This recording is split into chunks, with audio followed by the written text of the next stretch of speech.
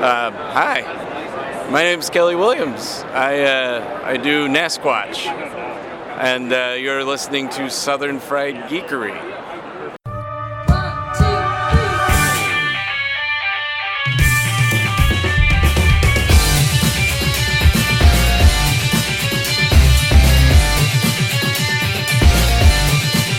Stephanie always gets on me for driving too fast while I got pulled over coming home. I saw your little Facebook. So I was doing 71 and a 55. And she's like, oh, you're definitely getting a ticket. She's like, does this make it worse because I'm in the car? And I'm like, no, it's just the thing that happens sometimes. Sometimes in life you get speeding tickets. Oh, that's awesome.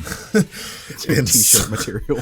So to her chagrin, I only got a warning. Nice. Wonderful. Because I didn't have anything else on my record, which also probably surprised the shit out of her. You didn't tell them about your neighbor that got held hostage? No, I did not. You were a witness to a crime?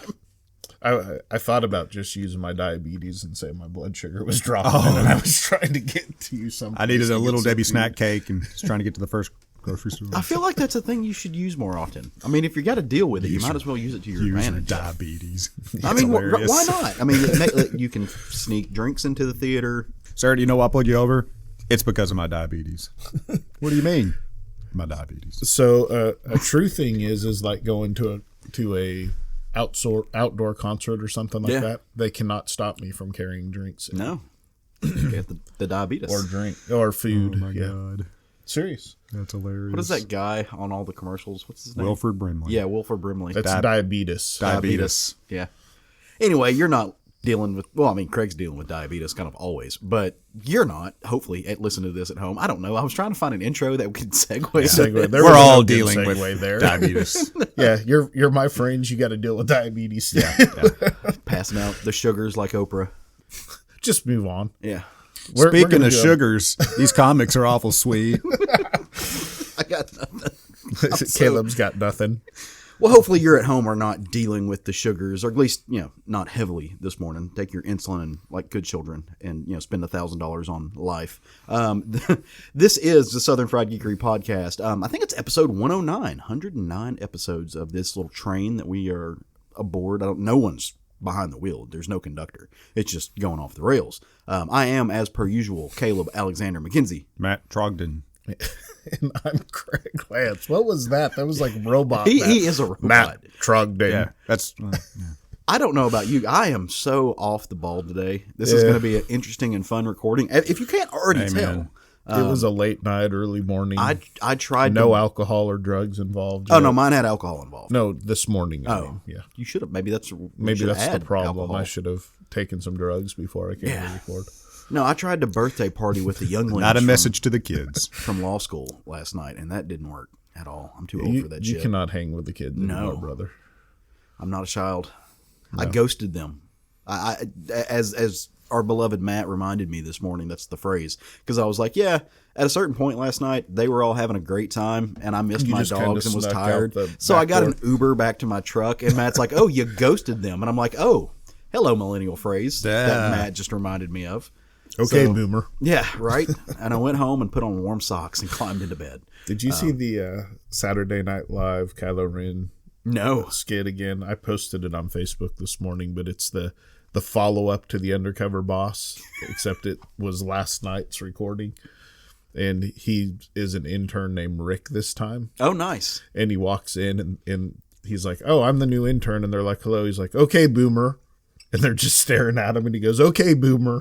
He just keeps saying He's got such a dry sense of humor. It's really weird. Yeah. But we're not going to talk about Saturday Night Live and all those other things, because that's just silly. Why would we talk about such trivial things when there's comics to talk about, right?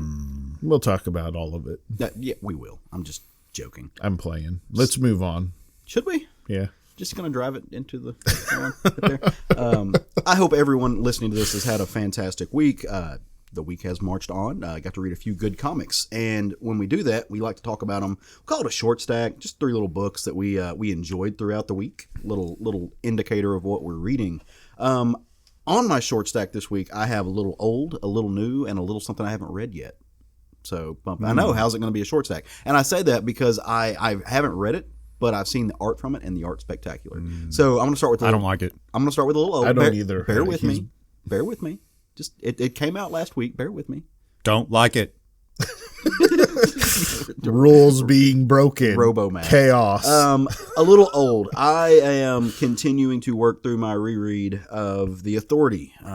Just years later, going back. I got the omnibus when it came out, The Authority omnibus, and this was made famous obviously by Brian Hitch and some little known guy that we like to refer to with love and affection, as I just completely went blank on his name. Warren Ellis. Warren Ellis. Thank you. God damn it.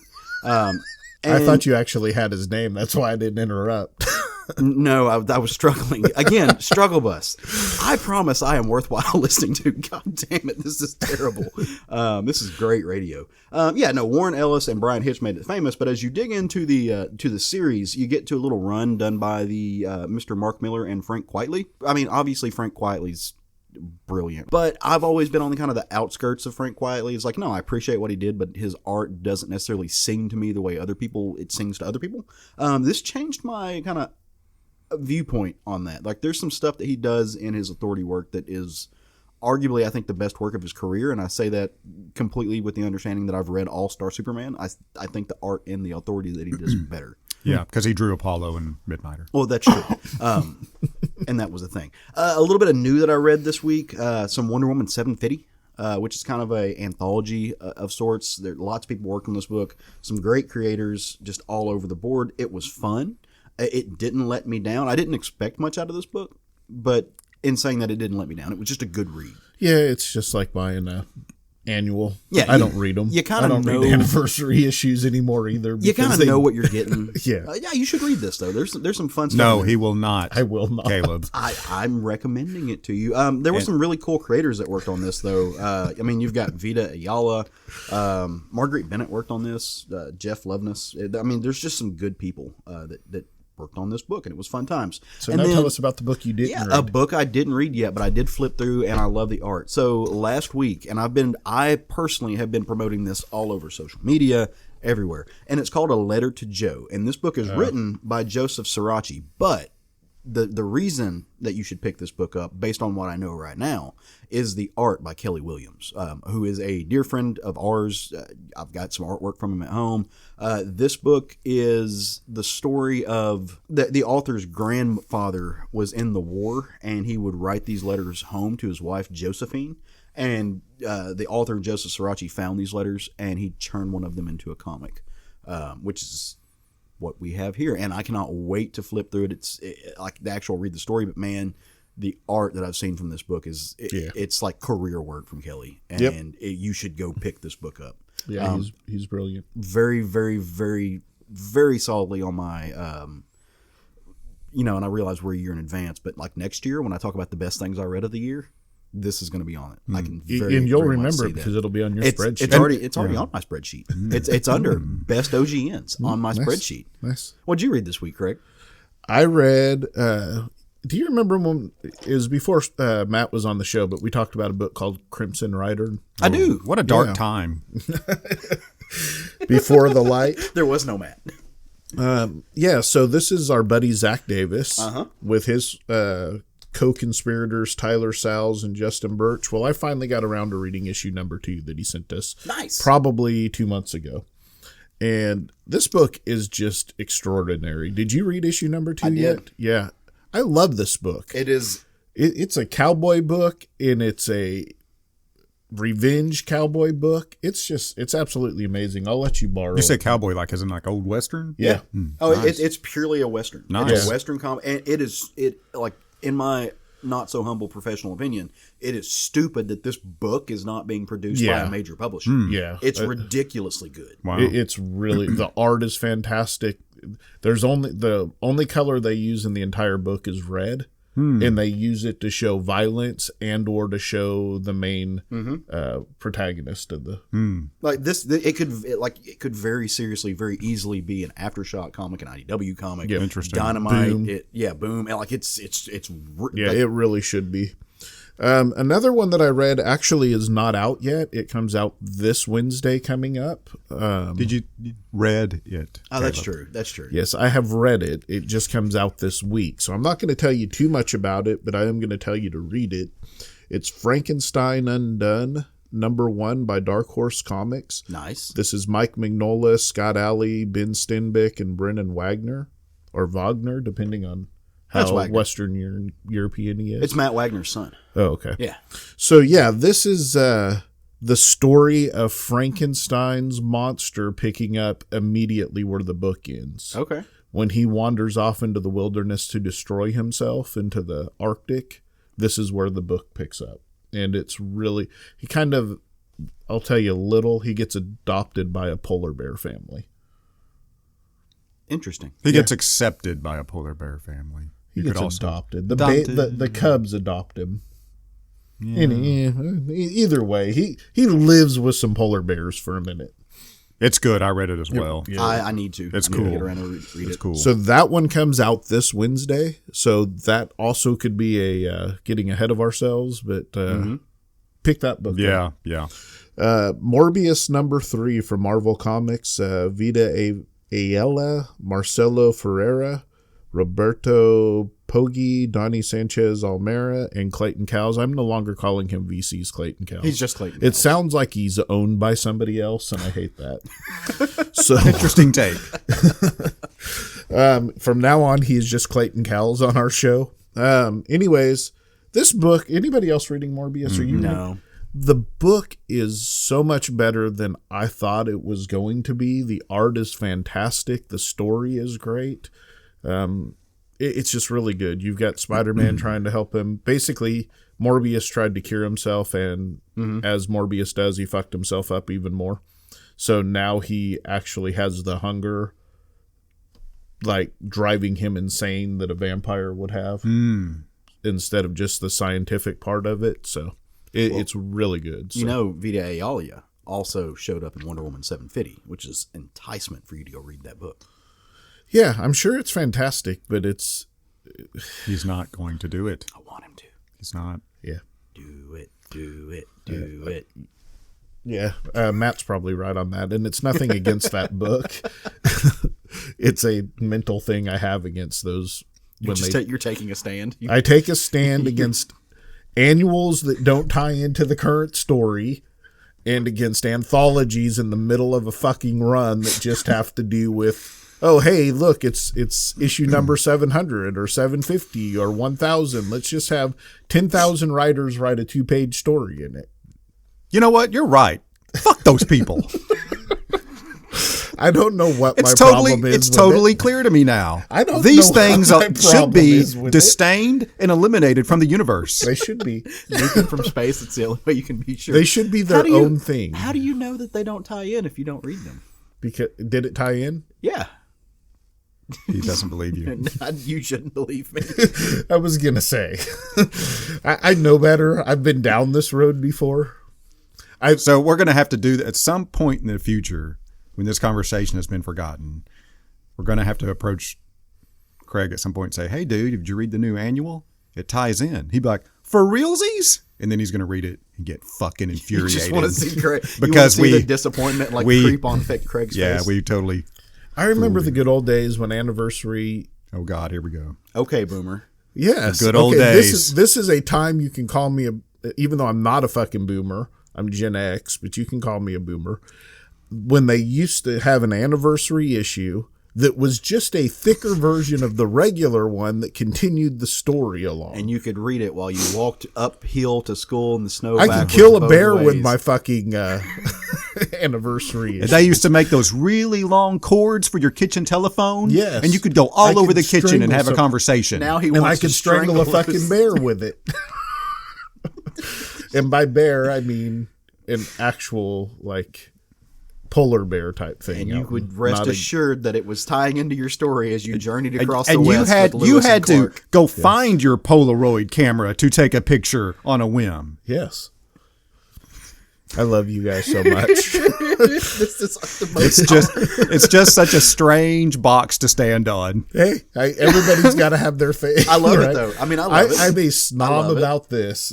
Everybody's got their snob about some things. This is the thing I'm a snob about. I'm just always going to tell you that the anniversary editions and the annuals tie into the story. And so I'm you'll never read going to it. believe you. Well, but you'll read it to be no, sure. I'm not going You will. to. No, you're going to go home and do it in secret. You won't tell me, but you'll do it. and then I'll cuss you because it didn't tie you. But you won't tell me you cussed me because you won't admit that right. you read it. That's So right. in my brain, you're reading all of these things. The so I win. only chance you have any of them tying in is when it's the same creative team doing a short story in the middle of a fucking anthology that they want to charge me $12 for.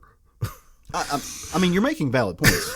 But at the end of the day, I win because you're going to go home and read this. Don't act like him making the dollar, how much it costs is a valid point from him. Well, it's not a valid Don't point. act like this is a valid point from It's this not man. a valid point not to read it, but it's a valid point that it would discourage people from reading any comic that it was $12. But just because it's an annual, It's $7.50 was not a $12 comic. It was like just to be $5. clear. Yes. Yeah. What'd you read this week, Matt? So my short stack is all DC books. Okay. I'm Little not old. making any specific moral stance on any of these. I read from the Young Animal imprint, which I don't know what that means. Does anybody know what It's that the means? stuff that Gerard Way started up. So Young Animal was, it's an offshoot now, but they were this own little section of like non-continuity tie-in, like really weird fourth wall breaking world. It started with crap. I want to say it was a Doom Patrol. Vertigo. Yeah, it was a Doom Doom Patrol Patrol, is where- like Vertigo tied into it, but I mean, it was like Robot Started Man. with crap. Nowhere to go but up. Yeah, right. I mean, So what does Young Animal mean? It's Gerard Way. It was the name he came up with. oh no, for it this it imprint. predates Gerard Way. Does it really? Yeah, Because yeah, I thought it started with the Doom No, Patrol the stuff. the that young. he- Well, it ties into Doom Patrol, but Doom Patrol's like from the '80s. This is I mean, well, I Grant know Morrison, that, but I'm talking about the.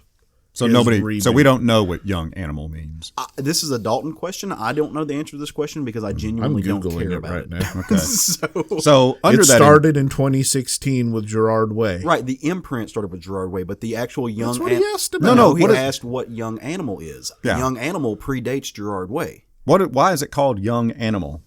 Was the first book about puppies? I don't know. That I'll find out. That's what I was saying. Is that the actual title of Young Animal goes way back to the '80s from Grant Morrison. I just don't know what it is because I don't read a lot of Grant Morrison, and I tried to read Doom Patrol when it came out. But when I found out that the entire thing existed in a world wrapped into an enchilada or some shit, I didn't care anymore. People Well, with I will enchiladas. tell you this: that DC has expunged any pre-2016 Young Animal stuff from the internet. Oh, get the fuck out of here. That's power. Illuminati bullshit. Anyway, carry on, man. They Far- expunged it. You find it. Far Sector number 3. Nothing was expunged in this issue. It's by N.K. Jemisin and Jamal Campbell. Caleb's dying. Caleb's on the floor, rolling around, dead. Craig threw his phone at me and said, "You find it." Son of a bitch. Expunged. Yeah. Illuminati bullshit. I'd like Sorry, to, Matt. I'd Would like you to apologize finish for your- our listeners for me bringing up imprints. Noted, I'll from now on just talk about the parent publisher itself. So this issue got really interesting. This again is about a young African-American female who is a Green Lantern stationed in what's called the Far Sector, deep in space. And she's essentially a cop on this planet. And, the first issue was interesting. It's basically setting up a murder mystery. Second issue, you're finding much more out about the politics and the social climate itself. And the third issue is when the shit starts to hit the fan and how she is going to respond. So the third issue has actually got me a little more hooked than the second. After the second issue, I got a little cold on it. Yeah. But it's very good writing. I'm familiar. This writer, I've talked about this writer before. She's a very well accomplished sword and sorcery, science fiction, fantasy writer. And she's an African American female as well, which makes her unusual for that genre, which is why I sought her out. But I recommend this one if you're looking for something a little different. And just to be clear, I'm not a Green Lantern fan altogether. I'm kind of indifferent to Green Lantern, the whole universe. But this is much more of a cop story in this setting. And you said Jamal Campbell's drawing this? Yep. Oh, nice. Love some Jamal. Yeah, it's great. Yeah, the art's top Oh, notch. dude is fantastic. Yeah, he kills it. I also read from DC, Batman Curse of the White Knight #6 by Sean Murphy and Matt Hollingsworth. Man, this is not doing it for me. This is, the quality of this work is top notch. Of course, Sean Murphy's art and Matt Hollingsworth working together. It looks amazing. Yeah, visually it was, because I picked up on this as well. Visually it was stunning, but man, you guys have both made it further than I have. I dropped off like issue 2. Oh man, this has just gone. Yeah. Ugh. Well, it's disappointing because the first arc of this, or the first run, that was just the just White Knight. Yeah, that was fantastic. It was beautiful writing. It was a poignant story. It was a great Elseworlds tale. Obviously, the art was gorgeous. But then he, like, whatever he did on this run, is this the one where his family's Nazis? Is this that one? It's so convoluted. Yeah. And there's so many. Whoops, bet you didn't see this coming moments. I'm like, God, not to mention everybody in Gotham City and everywhere else knows who Bruce Wayne and knows Bruce Wayne and Batman are the same person. He's teamed up with Harley Quinn. It's just, I'm like, oh God.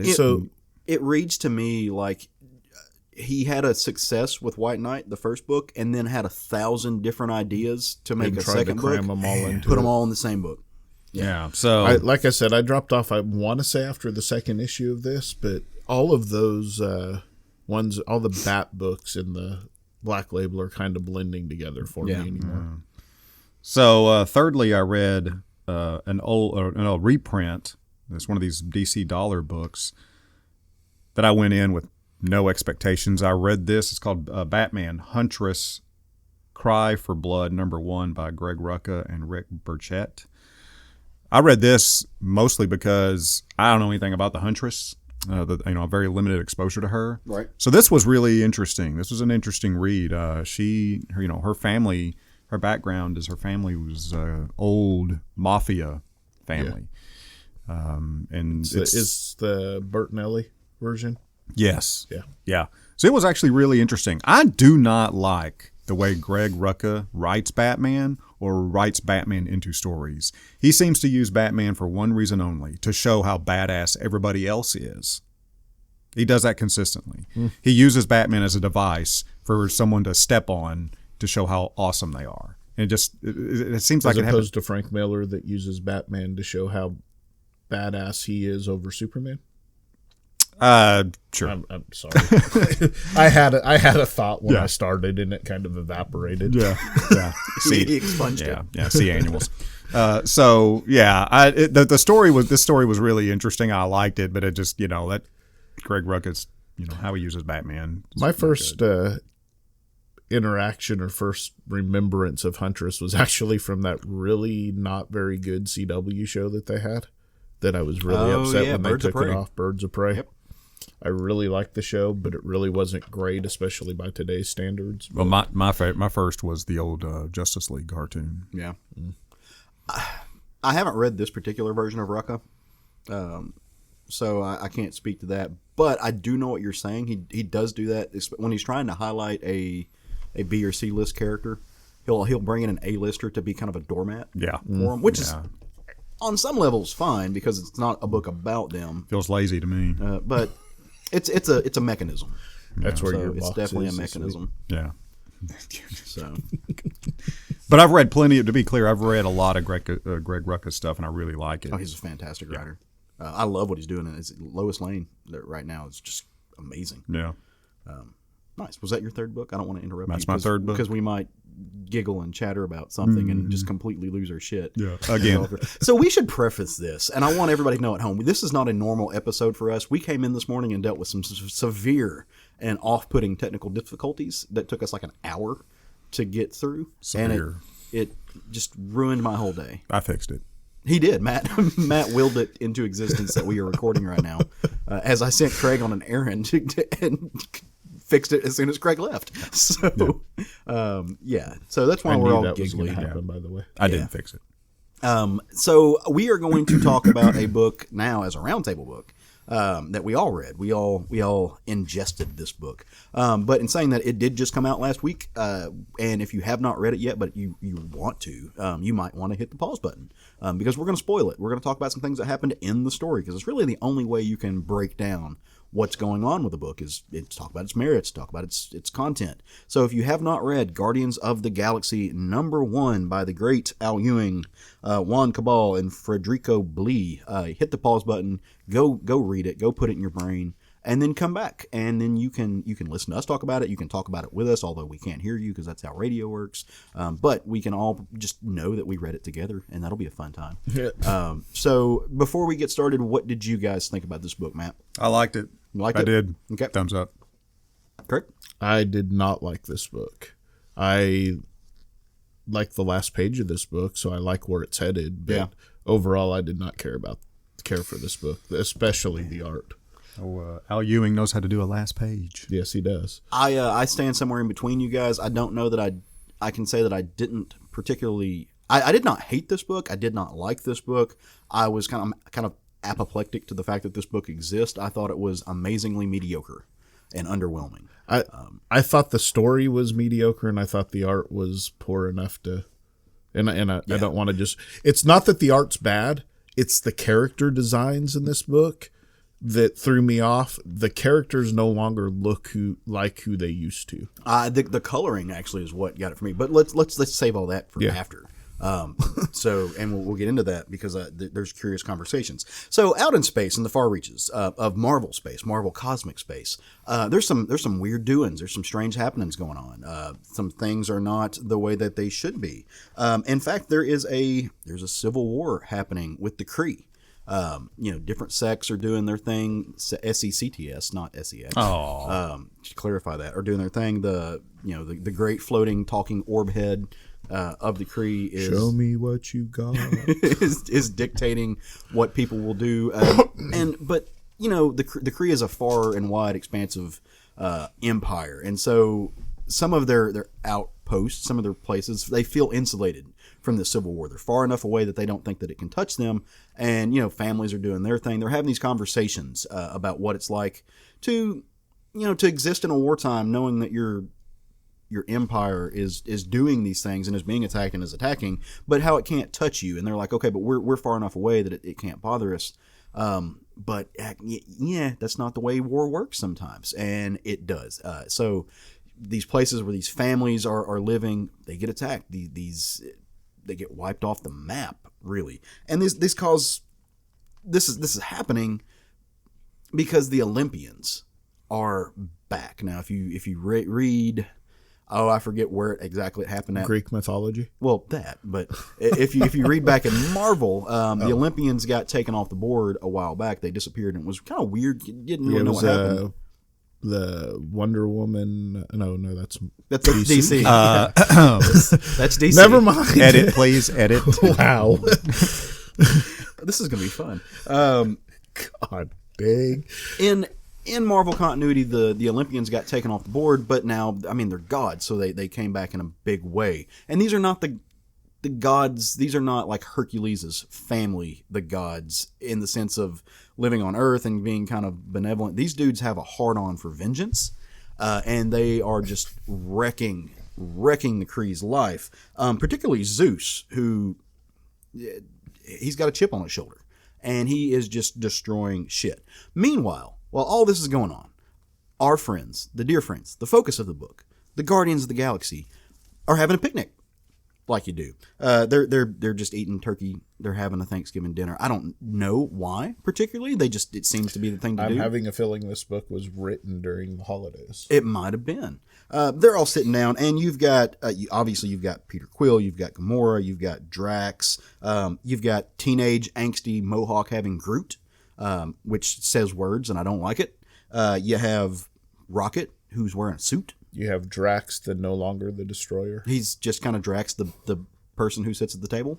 And then you've got Moondragon, who I think is the best part of the book. And then you've got an alternate Earth, an alternate reality version of Captain Marvel, who's just kind of doing her thing, who is just there. And they're having a good time. They're relaxed. They're kind of living their life. They're trying to figure out how to be heroes when the universe doesn't need a hero. But of course that can't be the status quo, right? That can't just be the thing that happens. So Nova shows up and he's like, guys, like I've got bad news. The Olympians are back. They're destroying outposts. They're killing innocent people. And I need you guys to come with us. But not everybody's feeling it, especially not Gamora. She's just like, nah, like we're like, we've done our time. We've served. We need to chill. We get to have a life. We get to be people. So we're not doing this. But not everybody feels this way. So Moondragon and them, they sign up. They're like, yeah, we'll go. And by the way, this is Richard Rider Nova. And so he's just kind of like, I'll take what I can get, but I've got to go back and do this. But this doesn't sit right with everybody. It doesn't sit right with Peter Quill as he's sitting there playing this like moral tennis game in his head. And it doesn't sit right with Rocket, who, by the way, is not the Rocket that we know and love. Now, I didn't read the Guardians of the Galaxy art before this, but apparently Rocket has he's had everything taken out of him. All of the nanobites, implants and stuff that kind of made Rocket. He no longer has access to them. And in doing so, it's kind of given him the ability to just be. He's found a peace that we've never seen Rocket have before. But he also, I think that drives home the point that he's a hero even more. Because as they have all agreed to not go fly off into the far reaches of space and help fight this war, Peter Quill and Rocket both come to the conclusion at the same time that they're going to sneak away. By the way, Gamora's not going to like this when she finds out. She's just, her man has gotten in the family car and left with the pet to go fight a battle in the middle of the night. I want you to call Rocket a pet to his face. No, sir. No, I'm not going to. Well, I might now because he's suit wearing Rocket. Yeah, he does look snazzy. I will say that. He looks good. So they fly off into space just to kind of do their things, and they eventually meet up with the rest of the team. And there's a weird jump in this book to where, even though it's just a few hours for them, Moondragon and Nova and Captain Marvel have all kind of gotten back to where they need to be. So they finally meet up with those guys that they just left a few hours back. And they are hanging out with kind of the rest of the team that they're forming. And one of them is Marvel. We call him Marvel Boy. Not Marvel. Marvel Boy. From the best place that I know him from is from the Young Avengers. And he's just kind of this everything character. Very powerful. He's an alternate universe Kree himself. Can do lots of stuff. And he's kind of he is, depending on how they write this character, it's weird because he's kind of a mix of Quentin Quire and Superman. A little bit, yeah. And so you never know what you're going to get with this guy, and he monologues a little bit. To let you know what his power set is for this story. Yeah. to the point, like, there's not even really a reason to go, like, through the plot of this book. Essentially what happens is they meet up and they find Zeus, and they find all the heroes, and they have their battle, they have their fight, and at the end of it, nothing happens except they realize they need to go fight some more. It's kind of what my takeaway from it was. Oh, and then you got the final page, which I want Matt to bring that into fruition. Matt, tell us about the final page because I think that's what you love the most. Zeus and the rest of the gods are using Hercules to power their ship. And Hercules back, which I didn't know Hercules was missing. I would have felt differently about this if I had known that he was missing. Yeah. And, especially the Hercules in the sense of who we got in the Marvel No Road Home. Yeah. Like that version. I think that's a thing that happens is characters fall off the map. Yeah. And then somebody's like, I'm going to use that character. We'll just pretend they've been missing for a minute and we'll plug them into our story. And yeah. So I'm not one to, as I said earlier, I was underwhelmed with this book. But that being said, we are not a show that likes to, I've got no intention of shitting on this book. No. I think it was a fine read. I think it was what it was. It just didn't do it for me. And I don't want to poo-poo on things, especially when I know other people in the room enjoy them. So, Matt, why don't you take it from here and tell us your favorite things about this book? Talk it up, brother. So, well, first of all, I went into this book. I have never read a Guardians of the Galaxy book. Mm-hmm. I have the very basic background with any of these characters. So I have no baggage going into this whatsoever, nor expectations. But what I liked about it, I enjoyed the dialogue and I enjoyed the writing. I really liked the art on this book. I do understand that, how different the characters look. That didn't really grate against me for any real reason. And it's probably because I have no vested interest in any of the characters. So, there were things about it that, I wasn't crazy about, but overall I enjoyed the story, and where it is going looks to be very interesting to me, because, what I'm taking from it is since Quill and Rocket have decided to go out and engage this, this force, that the rest of the team is going to follow them in kind. Once they realize what he has done, they're going to follow in kind. And I want to see how Al Ewing writes Hercules once Hercules has been released. I'm really interested to see how he writes that character and his interactions with the rest of the Guardians. Specifically, I want to see how Al Ewing is going to write Drax. These are all the things I'm looking forward to experiencing. He's wanting to book. see the Al Ewing writing these hyper violent characters in a hyper violent way, I think, and I'm as excited for that as well. And I'm excited based on the last page on where the story's going. Just because if we're talking specifically this issue, it wouldn't have grabbed me if I didn't know anything about what was going on. Yeah. The art, when I said I didn't like the art, it wasn't that. I think the art's fine in the book. I think it's well done. It was character designs that I had a problem with. So it's not that the art's bad in the book. I don't want to say it's bad, but like I've seen Juan Cabal do excellent work before. I've seen Juan Cabal just go off the rails on other books, and this, it just kind of felt meh. And I don't know. I didn't have necessarily any expectations in this, but when you give me a cover that's got so characters that I genuinely like Moondragon. We don't see Moondragon nearly enough in Marvel Comics. She's an amazing character. And when you give me Marvel Boy, you give me Richard Rider, and you give me Rocket in a suit, which I think arguably is the best part of this book. Like that character design. Rocket was great. I love. But it's just kind of, for me, it was bland Juan Cabal. And I think part of that,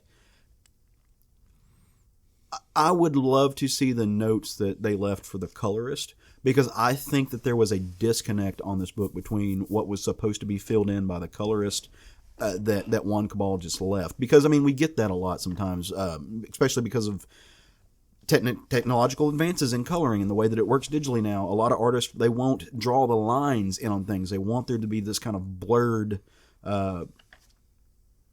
non-constrained coloring on their work, so they won't draw the lines, and so the colorist really has no idea where the shading's supposed to begin or end, or otherwise, where, like for Drax, where where his scars and where the kind of visual cues that make Drax, they're not. Where did his size go? Yeah, they're not there. Well, I'm speaking clearly for just above the coloring, but like Drax is kind of. He went from being cast by Dave Bautista to being cast by Jared Leto. Yeah, they I guess he got a Peloton or something. He's just been like he's off carbs this week or something. Yeah, something. But anyways, that's. But I didn't like the way that Juan Cabal drew Peter's facial expressions. I get that Peter Quill is a very animated, cartoon-like personality, but the way he shows his facial expressions brings almost a cartoonish understanding of the way the art is supposed to be that's not reflected in the rest of the art, and that kind of threw me off for a little bit. Now, again, I'm not saying it's bad. I'm saying for my personal taste, my subjective view, that I didn't care for it. But I do want to see where the story's going. I do think this book has potential, and I am going to read the next issue. So, sorry, I didn't mean to cut you off. You're fine. I'm not shitting on this book. I think it's a fine book. It's okay. It's not. If I knew nothing about Guardians of the Galaxies, I would think that it's weird because for Matt, it drew him in. Yeah. For me, I would think that it wouldn't have hooked me at all. I think I don't know, and I'm trying to be open-minded, but I feel like because I'm reading arguably a legendary run that Al Ewing is doing on the Immortal Hulk, and it is so good, and it's so clear that he's got everything mapped out, and he knows what he's doing, and he's in the middle of the run versus the beginning. Mm-hmm. Maybe I went in for some expectations about what I thought the book was going to do, or at least what I thought that he was going to do with the narrative. and I don't get a clear indication of what's happening. Like you've got, I mean, yeah, you've got your big war, you've got your big bad established. You're kind of getting your team, and you've got these mismatched hodgepodge group of characters that are going to be the Guardians. I just don't know where or why it's heading that direction, per se. I mean, that's part of figuring it out, right? Like that's part of Yeah, I just think that those things will be revealed. Yeah. I mean, I had a couple of issues with the way characters were written. I don't see Peter Quill sneaking off in the middle of the night without having a conversation with Gamora at all. That kind of bothered me. I mean, I could see him sneaking off if they had a conversation, just the two of them. They would have gotten an argument about it or something. I mean, yeah. Like, and he just, instead of even discussing it with her, just walks off in the middle of the night. And that bothered me a little bit. But again, is it enough to be a bother that I'm not going to read the book? No, I'm still going to read the book, and I'm interested in the scene where Gamora finds out he left. Yeah, that's what. Yeah, I mean, it's going to be fun when she finds out, but yeah. And then her and Drax are going to be hunting for them.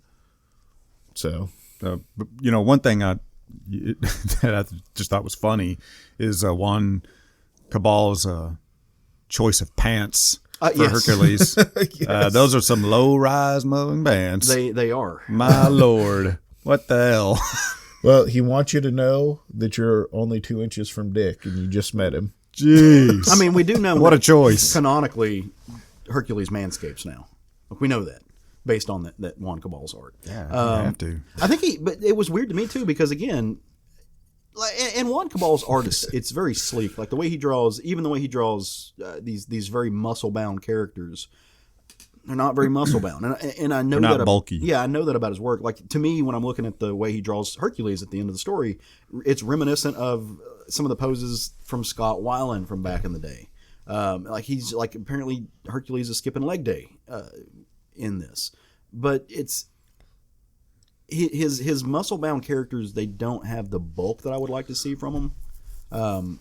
And again, that's just an artistic choice. It's just I just don't know. I don't know. I wasn't feeling it, and I can't say anything other than that. Like, and I spent a lot of time this weekend thinking about what it was that was disconnecting me, and it is the art that's disconnecting me in the story. But I just don't know what it is about it. I just something of it didn't grab me, and that's weird, right? Because it's Juan Cabal, and I love his stuff before. Maybe this is just like first issue warm up stuff that he's going to get worked out. I don't know. Like, I love the way he draws Marvel Boy though, because Marvel Boy is supposed to look like that. Yeah. Again, you're not going to get a complaint from me because that's my number one complaint with this book is that people look so different than what you're used to seeing them. And we're not talking about, bulking them up to 90s style designs, but Drax is generally drawn about the same size as the Thing. Yeah. He is a big, bulky character. In fact, I would argue that Dave Bautista isn't even really big enough to play him in the movies. It works fine within the movies, but the way he's typically drawn, he's an alien of just mass proportions. Well, just on a side note on that, the reason Dave Bautista doesn't look big enough to play Drax is because of boy that plays Star-Lord. Mm-hmm. Dude's huge. Yeah. You just don't. I mean, that guy's huge. Because David Bautista's a monster. Yeah. The guy's a monster. He's a big dude. But he's got another big dude on the team, so it diminishes. Yeah, very well, maybe. Yeah. Just in the book, I feel like Juan Cabal was using the same like form figures to draw from, and everybody kind of has the same body type. In like all other than Groot. Groot's incredibly skinny, and I mean, I'm glad they kind of left him on the sidelines because I don't like this. I don't know about you guys. I don't like this new version of Groot. I don't either. That has an expansive vocabulary. Yeah, and I don't dig it. It's just not for it's me. Weird. And I think that's what it boils down to. This book is not for me. Now, if you love these characters, I'm not going to continue with this book. I'm going to read the next. I'll probably stick through the first story arc because it is Al Ewing. Yeah. And I'm interested to see where it goes. And that last page did grab me. But But I'm going to give it a story arc. Yeah. Al Ewing's just what he has done in his other work, obviously most notably in Immortal Hulk. This just compels me to give this some time to see where it goes. I agree. I think it's going to bloom. I think the book is going to, especially with a character like Moondragon. Like, I cannot. If Al Ewing writes her heavier into the story, I might actually jump back on and go with this. And I do think she's got to play a pivotal role. And so I don't know. I'm 50-50ing this in my brain. So while we're a positive podcast, we also are going to give our real takes on a book. We're not going to tell you we love a book if we don't love a book. So, but we're not going to trash it either. No, so. for sure. And again, I don't think this book is bad. I it just is thought not it was bad, and it's not worthy of being trashed. No, I just thought it was. I'm lukewarm. I think that's probably how I feel with it. I think it's tepid. Yeah. Waiting to see where it goes would be the appropriate answer for me. Yeah. Yeah, and I think. But I am glad that Matt really liked it, because especially if you're not have any experience with other than the movies, I would assume. Yeah. I think one of the things that kind of had a weird effect on the way I looked at the book, starting off in a place and introducing me to these characters, this family. Like, I get that he was trying to pull an emotional thing out of the reader. Yeah. But you start me off at a picnic. Even prior to that, on this planet with this family. Oh yeah. Of these Kree people that you introduce me to them, you show me their family, and then it doesn't matter other than to show you the fact that these gods are like destroying worlds. Because I wasn't connected in any of these characters, I didn't necessarily feel the punch that was supposed to come from that. Was I the only one that at first viewing of Zeus thought it was Cosmic Thor? Yeah, 100%. Did you think it was? Yeah, absolutely. Okay. Yep. It took me a minute to realize it wasn't Cosmic Thor, because I was like, holy shit, I mean, we're going there already. Yeah. They're drawn like Olympians. They look like Olympians. It was very derivative. Yeah. To their design, and that was part of the character design. I think that you weren't feeling. It was for me. It was just the changes in the characters. I don't know. Gamora wearing a headband just was a little. I thought that was cute. It's not that it's bad. It's just so drastic. I mean, I don't. Is that a bad thing that she's wearing a headband? No, but it was just weird to me. And I did. The weird thing is, I didn't mind noting we don't do annuals or headbands. Headbands, got it. I don't mind Rocket in his suit, though. I thought that was really cool. That part I loved. Yeah, absolutely. Especially when he told him not to touch his suit. Yeah. I just you don't see Rocket with any big gun. It's different. So I mean, it's different, which isn't bad. It's just different than what I'm used to. It's going to take me a minute to relearn these characters. And I think that's exactly like that. I want to go with that idea. So we keep saying things that we personally didn't enjoy. Craig and I didn't personally enjoy about this book, but it was a fine book, and that's kind of got to be hard for people who listen to this podcast. Going, well, how can it be? How can it be both? Yeah, I, like Matt, am not a extended Guardians of the Galaxy comic reader, and I mean again, and these are characters that are famously associated with Guardians specifically because of the movie, but they weren't the original Guardians either. Right. But I don't have a lot of comic history with these characters because I don't. Well, read a lot of Marvel. Team showed up about 2005. Yeah, about the end of Civil War is when we started getting this team of Guardians of the Galaxy. and I don't read a lot of Marvel cosmic stuff. Yeah, I don't. I read either. tons of Marvel, just not the cosmic stuff. I read the Bendis run on Guardians of Galaxy, and I really liked it. I enjoyed the first movie tremendously, but I dropped off of it when Donny Cates got on it. Not because it was bad. I enjoyed the first couple of issues. I just had gotten to the point that I didn't care about Guardians of the Galaxy anymore, because I think all three of us are not very cosmic. Yeah. We're not into the cosmic universe, especially Marvel's cosmic. So I just had kind of had enough of it, especially after Infinity Wars wrapped up, and it was just okay. I'm kind of good. Well, and what I was kind of getting at was how much of we do live in a world where you have to associate, especially if you don't have an extensive history with them, the characters that you see on the big screen with how you've wrapped your head around the characters. So, for instance, I've read enough of the Hulk that I know the Hulk's character, and I can have the Hulk, and I can read him one way, and then I can see what the Hulk's doing on screen, and that's a different version of the Hulk, and I'm fine with it. It's just a version of it. But when I'm reading my comic and I don't see the Mark Ruffalo-esque persona of the Hulk, and I'm getting like this monster, this dissociative dispersonality, it doesn't bother me that that's not the same character that I'm seeing. When all I have as far as who these characters are that we were reading in Guardians is the persona that I know from the film, and these are different characters. Like they have a different persona, and it doesn't read like that. I think that's throwing me off a little bit, which is weird because I'm the first one that'll say, the movies don't have to be the comics. Yes, that is very weird. Yeah, right. I mean, you're sitting here eyeballing me. You're going. Well, why does that bother you? It's the only frame of reference I have. So I feel like I'm looking at somebody else wearing somebody else's clothes. So to be somebody that's read and watched the movie, it's because the personalities pretty much match what's in the movie, in the comics. See, I didn't until you get to this. Oh, okay, gotcha. Issue. Yeah. So for me, I had the book, I had the movies. Everything leading up to it, their personalities are pretty close. Drax is a little off in the movie compared to how he's written in the books, but for the most part, pretty close. And then you get this issue, and it's just kind of different personalities, different designs, different. Yeah, different. It's just different. And like I said, I think I'll be okay with this. I think it's just got to grow on me. And again, gonna give it the first story arc and see what it does. It drew me in enough to be that at least. So. How do we segue out of this? Here's the thing. We had planned on talking about something else, but let's just not. In the spirit of pure chaos, to drive Matt home, let's just keep talking about this. Let's talk about, you want chaos? I'm going to give you chaos. This isn't chaos. This is cop-out? Yeah.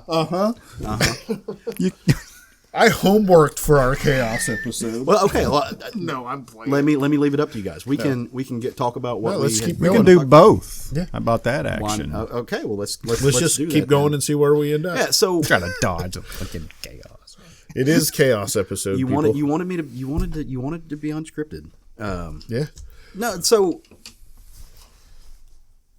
the character of Drax and this is something that the movies don't even do a good job with. Right? Like, so the characters of Drax all through the Guardians and up through the first thing, he's hell-bent on destroying Thanos because, Thanos killed his family and all that. And then you get to the last film and he's just kind of there and, you lose his motivation when he's just fighting the Chitauri. And you're kind of just wondering why they didn't work that. I don't understand the motivation for any of these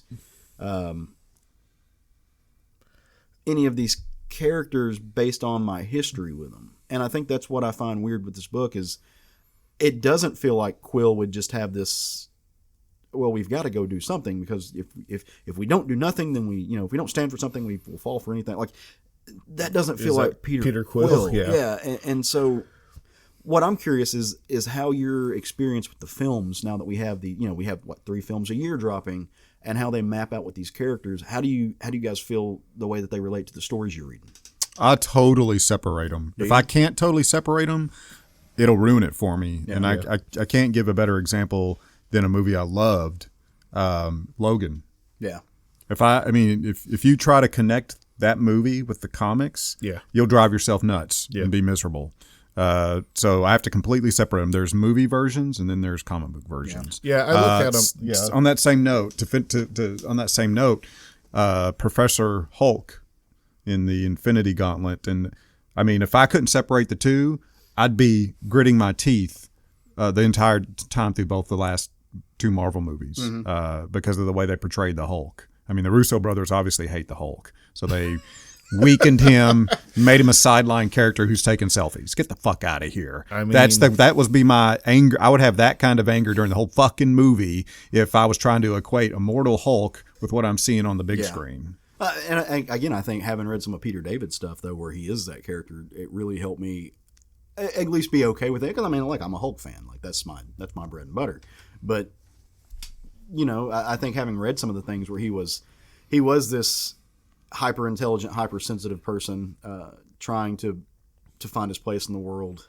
Having read that, it really helped me at least accept the version of the Hulk they gave me, which is instead of the Hulk that I wanted. Oh, I accepted it. That's what I mean is, you know, I accepted it as being, but yeah, I have to totally separate them. I don't see how you can't. Yeah, for me, it's I'm not going to say ultimate universe, but it's similar to that. I put them in their own universe. Yeah. Again, when you're talking Guardians, though, you're talking about a group of people that none of us have a whole lot of experience with anyway. So yeah, I mean, it changes a little bit. But yeah, for the most part, completely separate characters, movies too. Yeah. It not that their characters are necessarily that much different. I actually like Tony Stark in the movies. Yeah. I hate him in the comic books. Yeah. I don't hate Iron Man books. I generally hate the character of Tony Stark. Well, he's a snarky asshole. Yeah.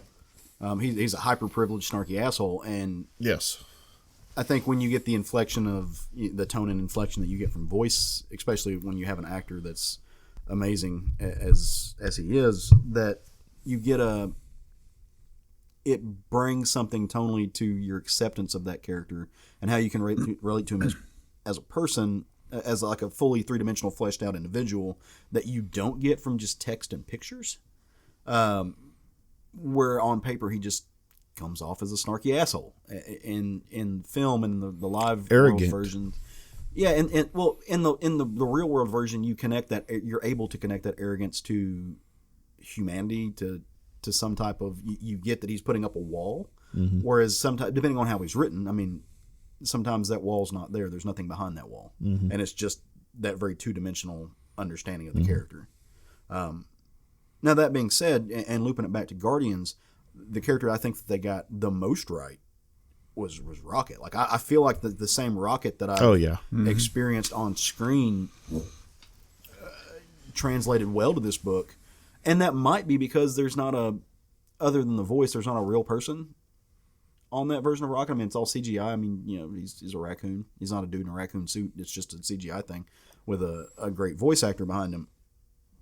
And I think that bridged the gap for me as far as accepting this version in the book. To Bradley Scott would argue with you. Bradley Cooper. Bradley Cooper. Yeah, not Bradley Scott. Who's Bradley Scott? I don't know. No, never met him. No, but I think yes, and the work that he does bring a lot to that character.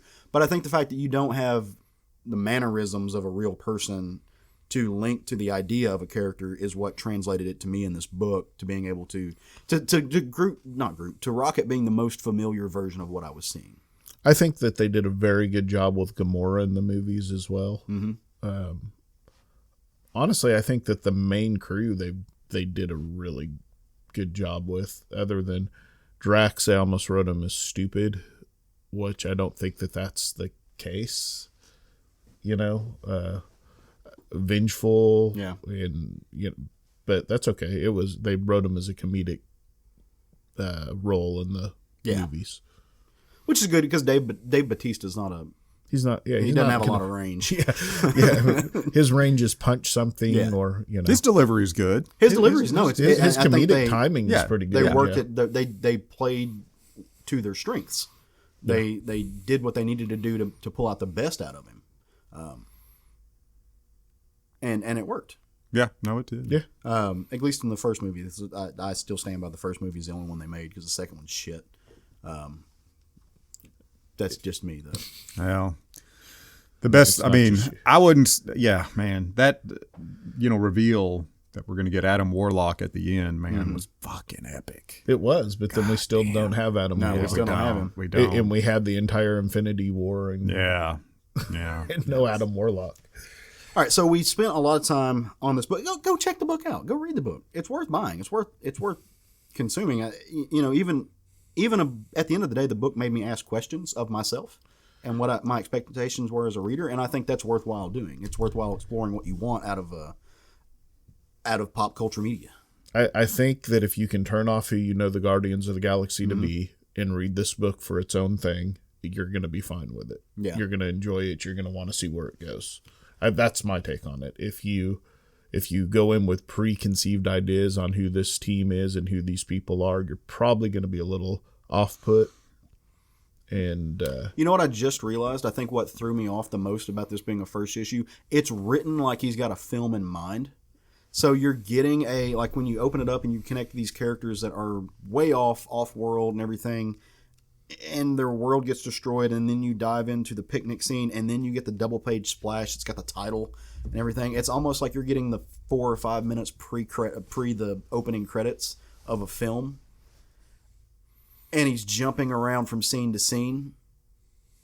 Like, to me, this is written like a film, and I think that had something to do with I don't know. I'm brainstorming about why I didn't connect with this book, because I'm upset that I didn't connect it, which is probably a weird thing. But I don't like reading books that I don't connect with. I don't like not liking things, so I want to know why.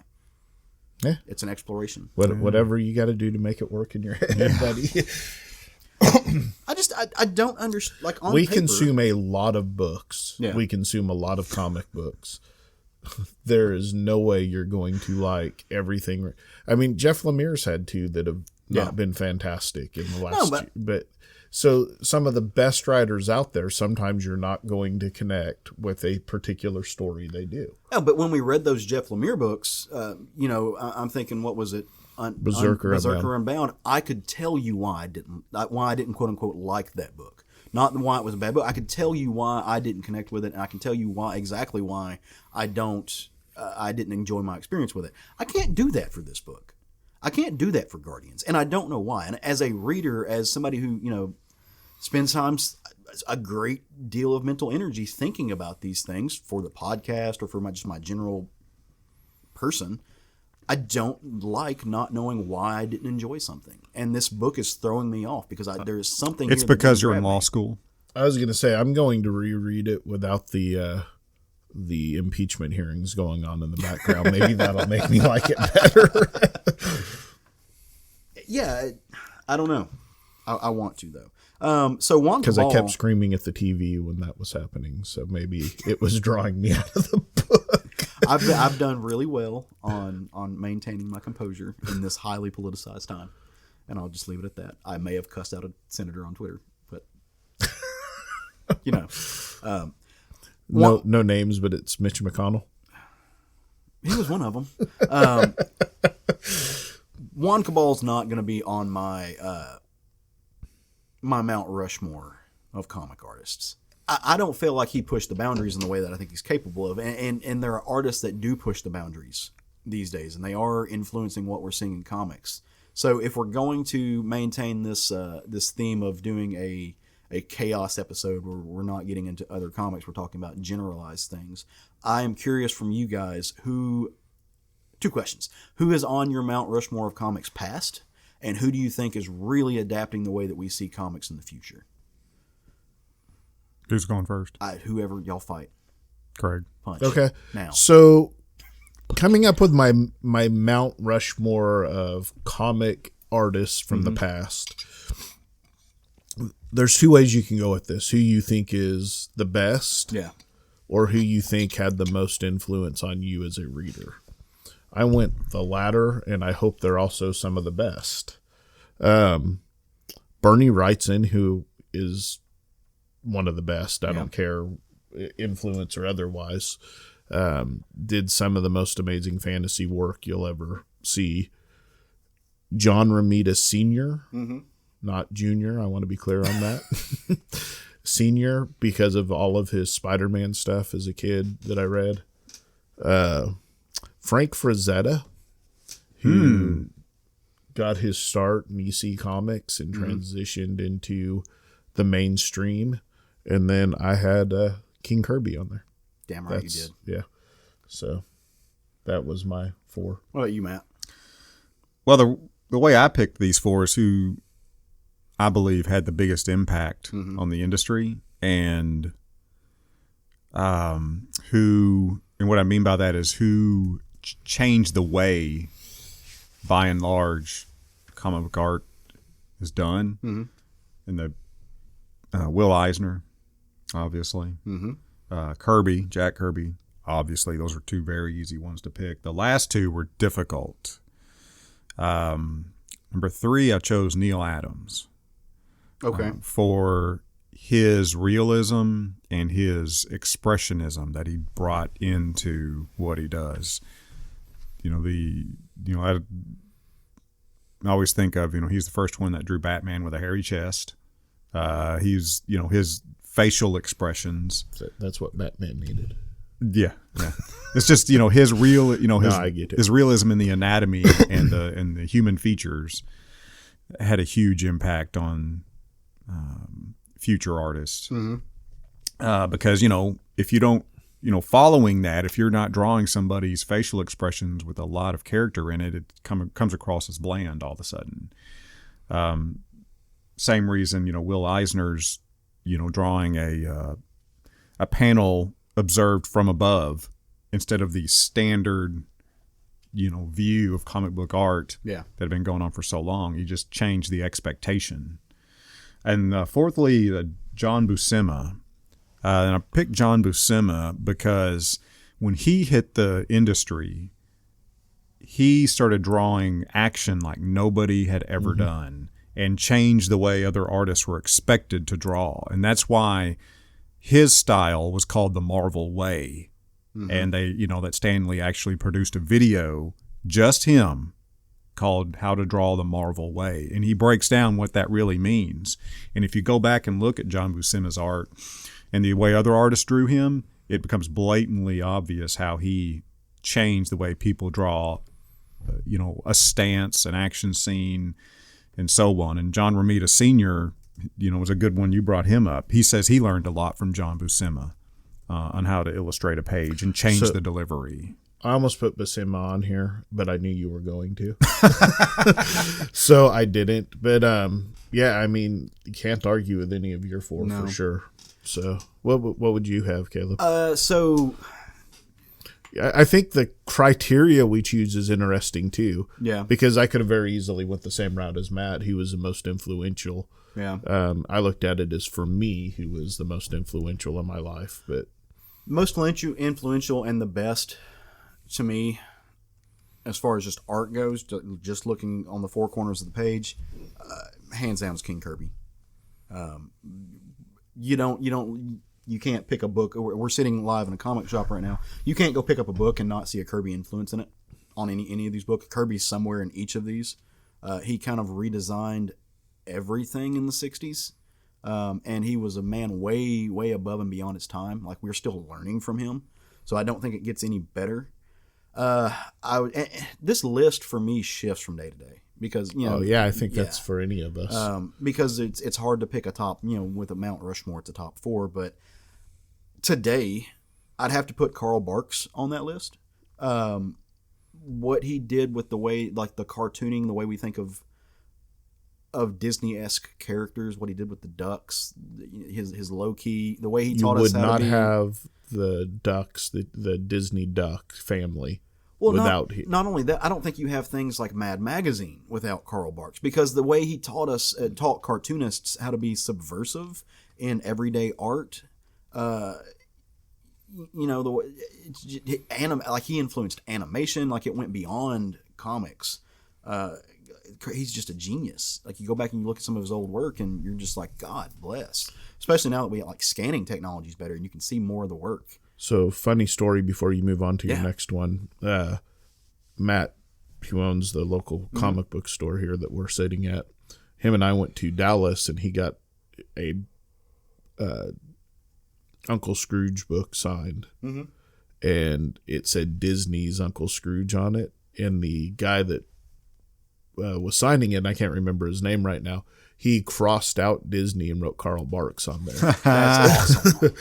Because he says that Disney unfairly took that property from Carl Barks. Absolutely. I mean, I love that we get what we get from Disney as far as an entertainment value, but let's not pretend like they didn't strip all of them. All of these big conglomerates, Warner Brothers, all of them, just strip the soul out of the, like, owning the trademark to something does not mean that character is yours at the end of the day. I mean, it does, legally speaking, and as far as ownership wise, but Spider-Man is Ditko's. Mm-hmm. It was hard for me not Yeah, put Ditko on there. Ownership is one thing, but who the character belongs to and who influences them, that's a whole different conversation. Yeah. I just thought that was a little kind of humorous story. Oh, absolutely. No, absolutely. I would put Lee Falk on my Mount Rushmore today because, again, when it comes to superhero comics, the dude invented them. The Phantom, Mandrake the Magician, he solidified what we know in the way we think of these things, and I don't think he gets nearly enough credit. Kirby pulled from Falk, and then today Wally Wood. Wally Wood, the way he draws the softness that he brought to his characters, I think is just beautiful. Caleb going to the deep cuts on his Mount Rushmore. I love these things. Yeah. All right, so one of the things that I think we do too much in comics, and fandom in particular, is golden year. Everything was better back in the day. Kind of what Craig does regularly. Except the 90s. Yeah. I'm poking the bear at that one. Craig does not do that. But one of the things I think we do too much is we tend to not think that anything important is happening now, that artists aren't pushing the boundaries and aren't pushing the medium of comics forward. And that's just a lie on its face because there's artists right now that are completely changing the way that we look at sequential art. Who do you guys think is doing that? Who's changing comics for the future? How do we want to do this? We want me to say one, and then that works. Matt say one, and just then you can say one. We'll just kind of go around and talk about different artists that way. Okay. My first one I have written down is Liam Sharp with Green Lantern right now. Okay. And I have a style that I love, and it's all that background detail going on, kind of Bernie Wrightson-esque, that it just absolutely draws me in. I think when you say pushing the boundaries, I think it is because I think that's something that's been lost to the medium, is all the background detail. Okay. And I think that he's pushing it by still including it, or by including it. I think that may be true for American comics, and especially definitely true for not even just American comics, like manga and stuff like that. But it's so that to me, that's exactly what I think of with European style comics. Yes. Like when I think of 2000 AD, when I think of work that Dark Horse did back in the day, like with with Tim Truman and all those guys. Avatar. Yeah, it's something that he's keeping alive, and in an age I think sometimes you can push things forward by continuing what was in the past, if that makes sense. By adapting it to a new mechanism. Right. So much of why I think we're losing background work and stuff like that is it's so easy to fill in stuff just in the digital age. Well, that's a thing, is that in today's digital ink, some of it's inked digitally, some of it's colored. Well, all of it's colored digitally anymore, but in this world, so much of that can be done in the background that you lose a lot of that detail anyways. So a lot of the artists won't spend the time drawing all that detail because it gets washed out in the colors. Yeah. So I love that it's being put into the Green Lantern book. Yeah. So as far as changing the game, there are tons of artists that I love what they're doing that's non-traditional, but I don't think the game has been changed since the 90s. Because that was a game changer. Yeah. There were a lot of bad repercussions because of it, and it was such a game changer that the artist took over the book and took the books from the writers. And that's why so much of that is looked back on not so fondly, as people were given work not servicing their strengths. Yeah. And that's, Todd McFarlane's Spider-Man originals are going for $1 million almost, and it's insane. Well, what's being done today that's going to garner that much due to its impact on the industry? And I don't see, that's what I think of when I think of game changing. Now, if you want to ask me about non-traditional seeing things in a new way, the first one I thought of was Dustin Nguyen. Okay. The very rough pencil watercolor appearance is, that's very unique. Stands way out on the shelf. Yeah. Radically different from, so many other things. Yeah. He's actually somebody I have on my list as well. Yeah. You know, we've talked about him before, and it's just absolutely amazing what he Yeah. does with, like Matt said, with watercolors. Mm-hmm. No one, there's a lot of people that try and duplicate that, but no one, in my opinion, gets that same effect that he gets with watercolors. Coming close, I would think Tyler Crook off the top of my head. Yeah. But again, not doing the Different, doing the it's same. yeah.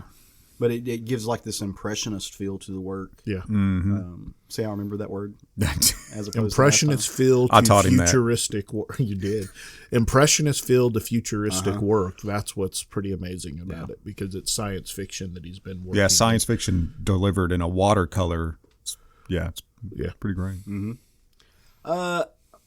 So Trad Moore is somebody that I think is on the leading edge of changing the visual of comics, because he's taking this East meets West approach, mixing it with like a pop art style. Yeah. His stuff reminds me of the psychedelic Steve Ditko Doctor Strange. A little bit, but with more of a manga. Yeah, he definitely has a manga feel Yeah. to his, especially his early stuff. And so when I see what he's doing, like, you know, going back and looking at a series that, you know, Silver Surfer Black, which I think of, like, it reminds me a little bit of the Madman book, but it's taking that work, that pop art style, and, you know, a little bit of Darwin Cook. I mean, you don't think of Darwin Cook and manga in the same sentence. Somehow Trad Moore finds a way to bring it all into one page, and deliver a really fluidic style of visual storytelling that I think we're going to see a lot more of in the future. And I don't know of anybody else that does it in the way that he does it. As far as telling the story and really invoking something out of the eye. Yeah. He's just it's phenomenal. And it's ridiculous to me, and it's a testament of what he's doing, that a book like Silver Surfer Black just got an artist's edition. You know, it's Silver Surfer Black. Not saying it's not. You know, It's fresh off the press. yeah, like new. it hasn't lived in the zeitgeist very long, but it's Trad Moore, and so obviously you need an artist edition to that. And you just look at his other work. He did a book with Image, I think, with Alex Cott not too long ago. I think that was him. And it was a crime story. You know, it's just the dude is unreal. Like everything is so organic, and there's not a 90-degree angle in any of his work. It's just stunning. Yeah, it's really good. And like I said, the East meets West thing is something I think we're going to have to pay close attention to in the future, because manga is becoming such an influence on well, American what you comics. have is the kids that grew up on manga are Yeah. now adults buying comics, so they're expecting more of that combination in there, so you're going to start to see it. Yeah, Whether it's in storytelling or in art. for sure. Yeah. Another one I had was Sana Takada from Monstrous. There's a reason this book is being taught in schools, not in colleges, not just for sequential arts, but it's actually being taught as literature, which we all know that comic books are, but most universities are not generally considering, comics as high art. They teach it. If they teach it, they teach it as a sequential art class. So to have this book being taught in literature, American literature classes is amazing. And it's not just the storytelling, it's the art in it. The art's absolutely beautiful. I've dropped off of this book, but it wasn't because of the art. No, dude. Yeah, it's absolutely some of the most beautiful art you will see. He was on my list as well. Yeah. I think it's, and again, I think it's the fluidity of the work. Yeah, the lines are just so beautiful in it. The line work, it's not too. Sometimes you can tell when an artist doesn't quite trust their work because they draw with heavier lines. Mm-hmm. So to me, a lot of times when you start seeing the thinner line work, you start to see somebody that trusts their work a little bit better. Okay. And with the fine, that not always. That's not always the case, of course, and that's what I think you see in this. The second one I thought about was Sean Phillips. Okay. Again, Stan's a Sean Phillips book. You're not going to mistake for anybody else's, and the lack of detail in his work, I really appreciate. Same way I appreciate the lack of detail and the simplicity of Matt Wagner's art. Oh yeah. When there's so many books that have a hell of a lot of line work, a lot of detail. It's interesting to see what you can deliver with the opposite of that. Yeah. Minimalist. Yeah. Mm-hmm. Well, but you say that, but Sean Phillips' facial expressions and the work he puts into people, I think, is top notch. Sometimes you see.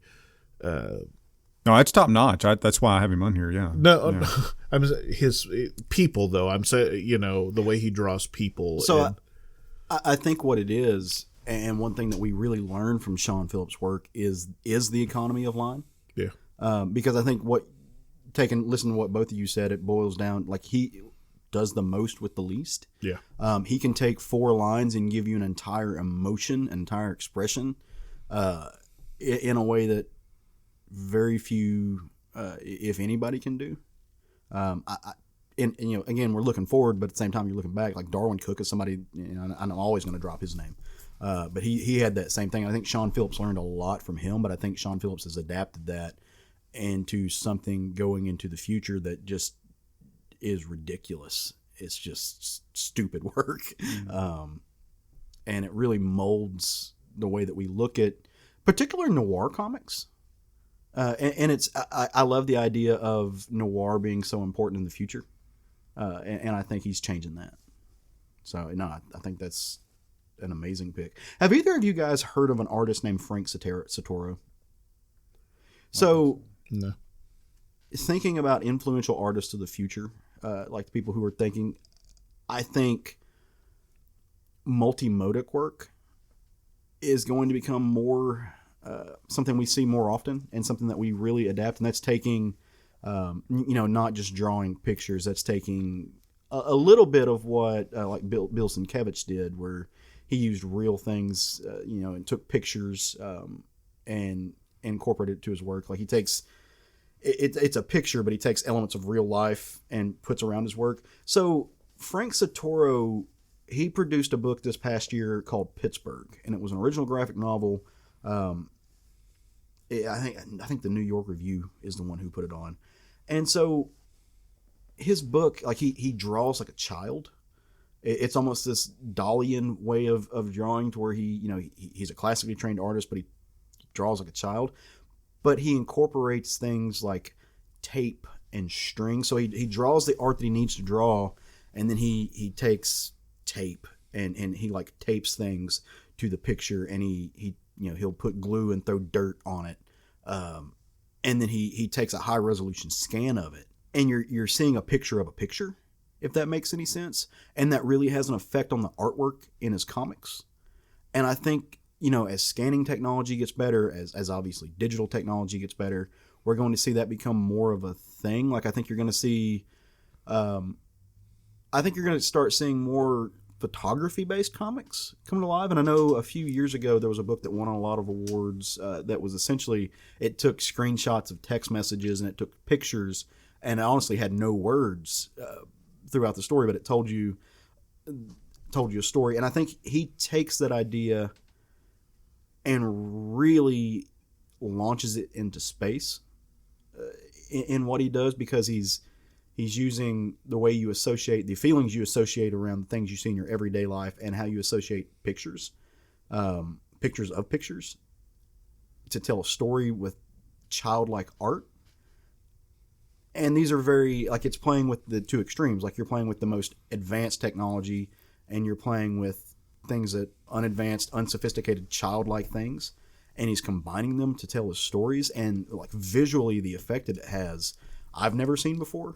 And I think people are going to go back and look at that, and they're going to use it in the work we see forward. And I really think that's like he's paving the way for a new way of visualizing the medium. And if you've never yet, go check out some of Frank Santoro's work if you haven't seen that, because the dude's ace. Like it's good stuff. So real quick, do you have anybody that's a up and coming artist that you think should be getting a bigger break that hasn't yet? Off the top of my head, Caleb. Yeah, no. Rose Stein, maybe. She did Crowded. I love the work that she did, and I think she kind of had a breakout year this past year with Crowded. So I think you're going to see more of her. Yeah. You talked about one earlier, Kelly Williams. That's a dude that needs. He's got the talent, needs a big break. Why? Hopefully, this letter from Joe is going to be his big break. Why he's not more of like a comics household name? He should be drawing Man Thing or Swamp Thing or something right now. So, I'm going through like the Rolodex of people in my head. There's Joe Bennett. Yeah, Joe Bennett. He didn't make my list just because the body of work isn't. I mean, as far as my list of Mount Rushmore. Oh yeah, no, I'm not talking about Rushmore. You're talking about like, what's he going to do on the next book he does? I can't wait to see. Yeah, because of his impact on the story he's on now is stupid. Yeah, and you can really tell on that book when he's not there. Man, when they guest artist somebody, Rayulu Caceres, who did Code Peru, which I know you loved, Caleb. He's done. Crazy, some other things, ultra detailed background, kind of that vibe that I love. Yeah. So I'd love to see him get more work. There is an artist by the name of John Armour. He does web comics. He's doing a web comic called Urban Animal right now with Justin Jordan. Yeah. He kind of takes everything that I loved about Invincible, about the art on Invincible, and just does something else with it. Very good economy of line, but takes the digital platform and makes it work to his advantage in ways that I haven't been able to see a lot of other purely digital comics artists do.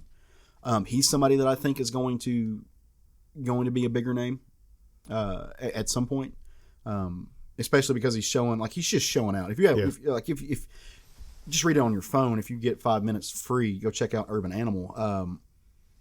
Work he's doing there is impressive, and I think that he needs to get more exposure. Yeah. And again, like it's I think it's on Webtoons that his comics on, and so it's very accessible, and a lot of people are following him.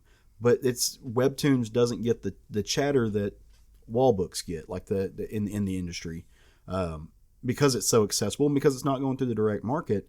But it's one of those things. It's kind of like Scholastic books. People wondering, well, how can this book be so great? It's not selling in my comic shop. Well, it's because it's effectively being marketed to an audience that doesn't walk through your doors.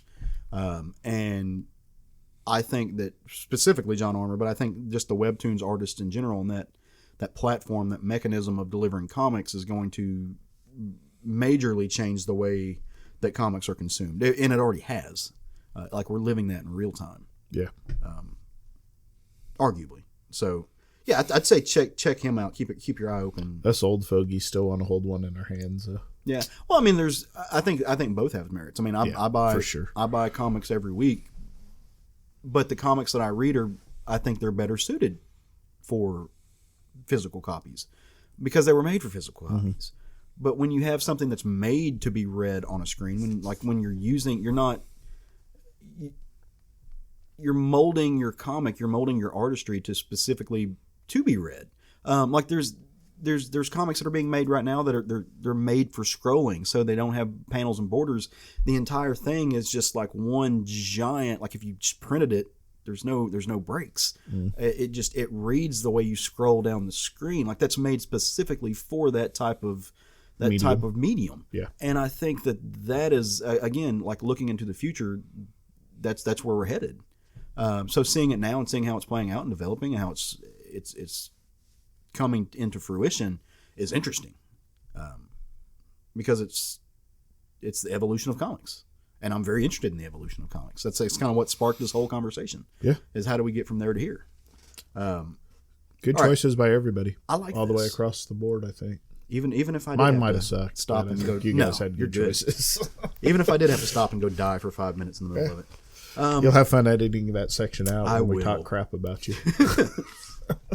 So Wednesdays, New Comic Book Day. It happens every week. They keep coming around.